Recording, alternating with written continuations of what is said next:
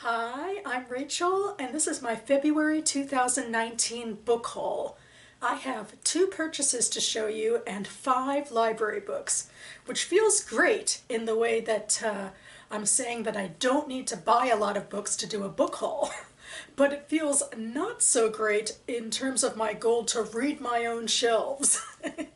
Because these 5 books that I'll be showing you, I do hope to get to within the next month. But first, into my 2 purchases, starting with this one. This is Anti-Semitism Here and Now by Deborah E. Lipstadt. It was one of my anticipated releases of the year from my first video of the year. And I got it signed from the author. I even wrote a post about the signing and the event in one of my blogs, so I will link that down below. And for more detail, here's what it says on the flap. Over the last decade, there has been a noticeable uptick in anti-Semitic rhetoric and incidents by left-wing groups targeting the Jewish students and Jewish organizations on American college campuses. And the reemergence of the white nationalist movement in America, complete with Nazi slogans and imagery, has been reminiscent of the horrific fascist displays of the 1930s. Throughout Europe, Jews have been attacked by terrorists and some have been murdered. Where has this hate been coming from? Is there any significant difference between left-wing and right-wing anti-Semitism? What role has the anti-Zionist movement played? And what can be done about it to combat the latest manifestations of this ancient hatred? In a series of letters to an imagined college student and an imagined colleague, both of whom are perplexed by this resurgence, acclaimed historian Deborah Lipstadt gives us her own superbly reasoned, brilliantly argued, and certain to be controversial responses to these troubling questions.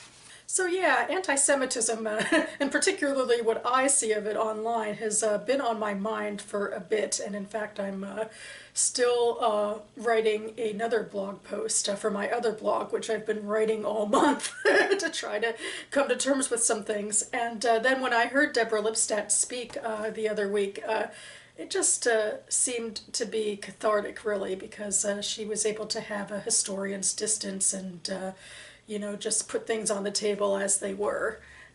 So I found it rather soothing in a way, or that's what I told her, and she said, you know, she hopes it all makes sense in the book, and I hope it does too. So I'll be looking forward to getting to this. The next book I actually already got to. Huzzah! This is the Sewanee Review. I purchased this copy of this literary journal recently, and it came to me just the other week in time for me to film my literary journal reviews, which of 2019. I make one video of such a year where I pick different literary journals from the US to highlight. I especially pay attention to the short stories because I write short stories, but I'm excited to find a way to read smaller publishers that don't get as much play on BookTube and in the wider reading world. I enjoyed the stories in this, and I will link to the video below where I talk about it in more detail. Now on to the 5 library books. You know, I just went to the library tonight to pick them up, and I was talking to my dad as I was walking to the library, well, talking to him on the phone, and as we were hanging up, he said, well, go enjoy your library book. And I was like, it's like you don't know me at all, library book, singular. I even have 2 more waiting in the wings that I hope to pick up soon, but I'm on Hold's list, so what do you know? But for the time being, I have more than enough to get along with, starting with this one. This is another one of my anticipated releases of the year. This is the memoir, The Art of Leaving by Ayelet Sabari, and I will read from the flap. This searching collection opens with the death of Ayelet Sabari's father when she was just 9 years old. His passing left her feeling rootless, devastated, and driven to question her complex identity as an Israeli of Yemeni descent in a country that suppressed and devalued her ancestors' traditions. In The Art of Leaving, Sabari tells her story, from her early love of writing and words to her rebellion during her mandatory service in the Israeli army. She travels from Israel to New York, Canada, Thailand, and India, falling in and out of love with countries, men and women, drugs and alcohol, running away from responsibilities, and refusing to settle in one place.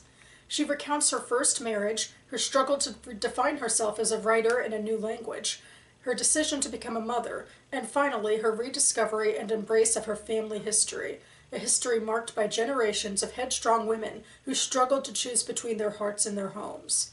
Eventually, she realizes that she must reconcile the memories of her father and the sadness of her past if she is ever going to come to terms with herself.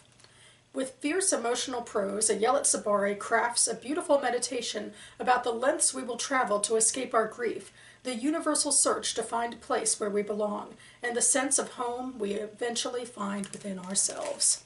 So yeah, I was drawn to this memoir because of this short story collection which she wrote and which I recently reread with my book club last month. And in fact, I still have it here from the library because I'm hoping to use it in a tag that Steve Donahue tagged me in recently and that I hope to create and make and put on my channel soon.